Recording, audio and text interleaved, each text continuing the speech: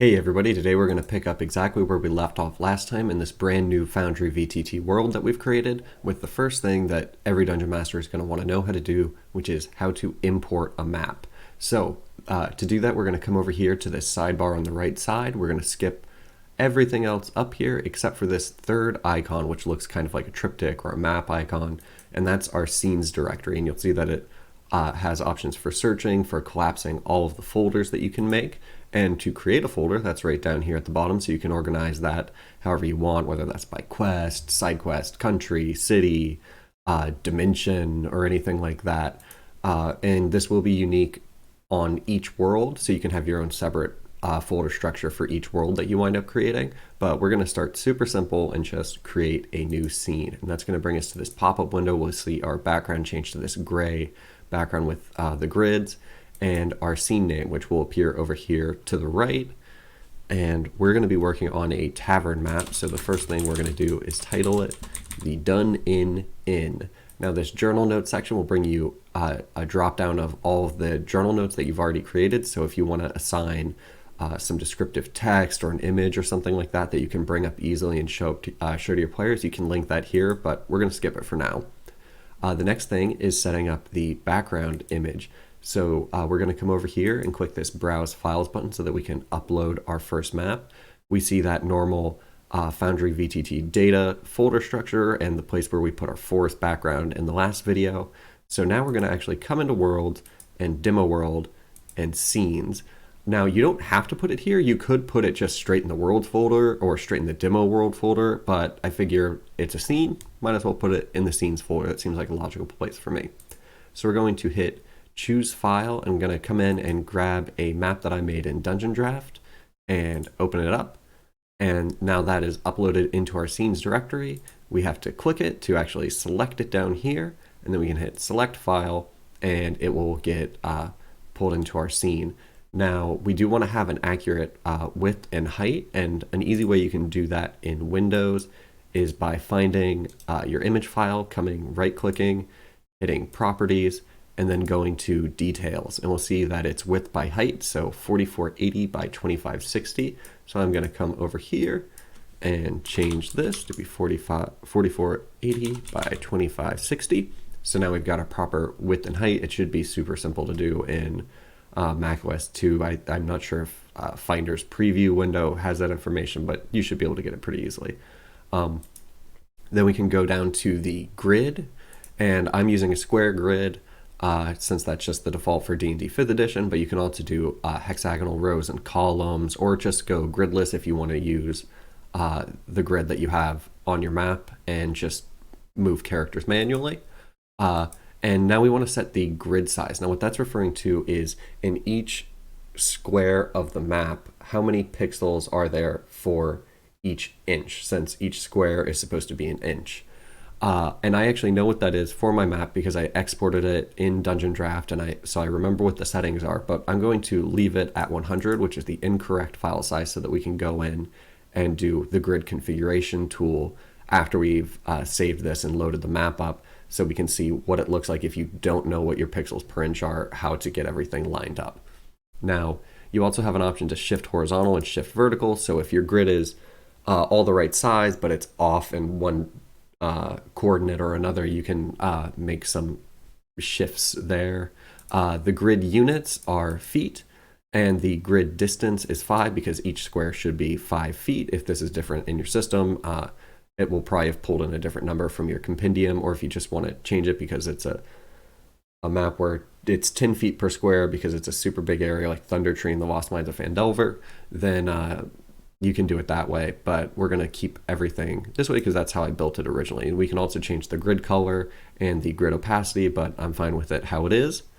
Then we go down to lighting and vision, and this is going to mostly be relevant to how your players' tokens are able to see once you load them into the map. So token vision is the first thing, and that basically says, do the vision attributes of the token matter in this map, or should they be able to see everything? And I like to limit it by the token, so I'm going to leave that checked. Global illumination basically means don't worry about the lighten the room. If it's dark, don't worry about their bright vision or their dark vision or anything like that. But if there's, let them see as far as they can until it hits a wall or it hits the edge of the map, basically. Everything will be illuminated so they can see everything. Fog exploration. This is basically your classic fog of war in a video game where you're moving through a map and it slowly starts to get revealed to you. Otherwise, when your characters first spawn in, they'll be able to see in a 30 to 60 foot range, depending on what you set on their tokens later. And as they move through, it will take the map from being completely black to moving around and opening it up. And I like leaving the fog exploration on, but then you can also come down to darkness level. So if you make your map for the daytime, but your players wind up getting to it at night, you can come in and you can increase the darkness level, and we can see kind of before we even load the map that it will apply this semi-transparent overlay to make everything look a lot darker, which is cool, and you can obviously control how much darker you want it to be. Then the next setting is the Ambience and Atmosphere. So for that, we can set audio playlists, which is, again, something we'll get to later, which is starting super simple right now. Weather effects, so you've got autumn leaves, rain and snow, and this will do a cool overlay over your map of falling leaves, rain, or snow, shockingly. The initial view position, we're going to leave that as it is. That basically decides how zoomed in your map is, what part of the map they get centered on when they first load in, and all that kind of stuff. But since we actually haven't loaded the map, it's hard to tell how much space it's going to take up and where that center point should be.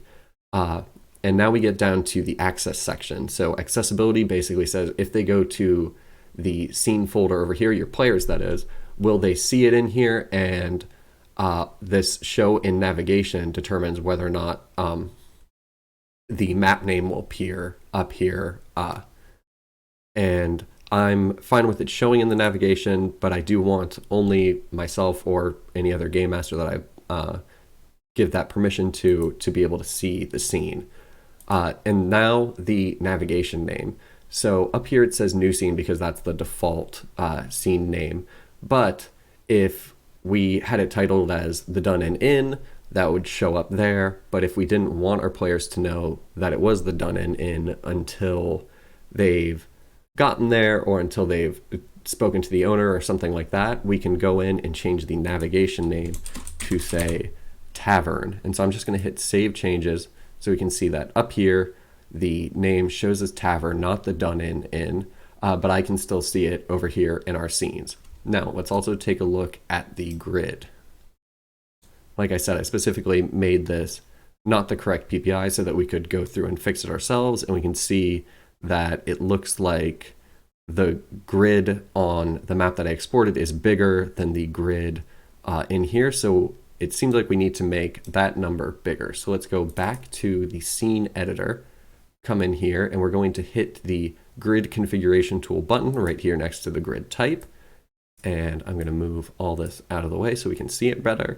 We see that the grid turns red and we get a better view of where everything is. Now, we can go in and change our grid type, but my grid is square, so I'm going to want to keep it that way.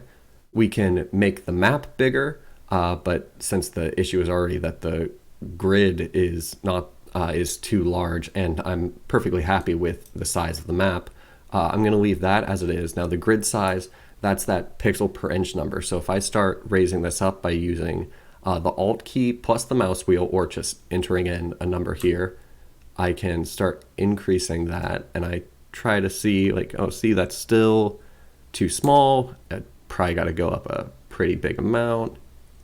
Let's see, it looks like it might still be a little smaller, so I'm going to keep going up. And now we're starting to get pretty close, but you'll see that now the map isn't lined up with the left side of this grid, so we can change that by doing Shift plus mouse wheel up and then just down once more, and it'll align it. And so it looks like we're still just a little bit shorter, so we're going to go back to the grid size and use the Alt key plus our mouse wheel to go up to, let's say, 128, and then we'll try this again to realign it again, and boom, we've got everything just right. Our grid is configured properly, so when our player tokens move, we can accurately track how much space they've gone. For spell effects, we can measure how far a cone would impact, and it will all be accurate. And so we're going to hit commit changes. That'll get pulled into the grid size here.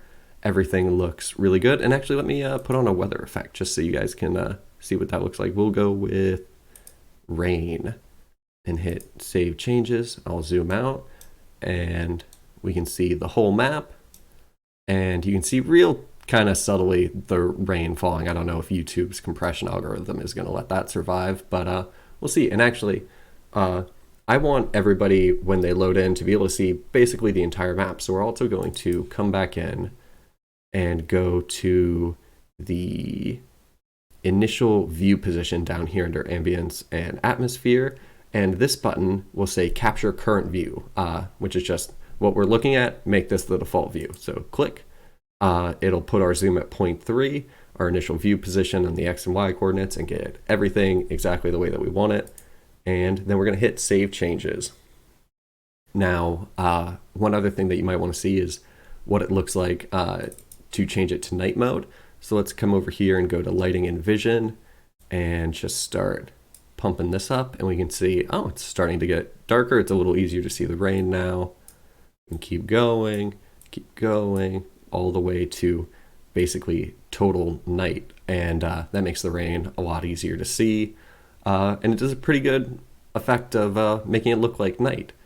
So one other thing that we're going to take a look at is showing the journal entries. So that's over here right next to items, the journal entries.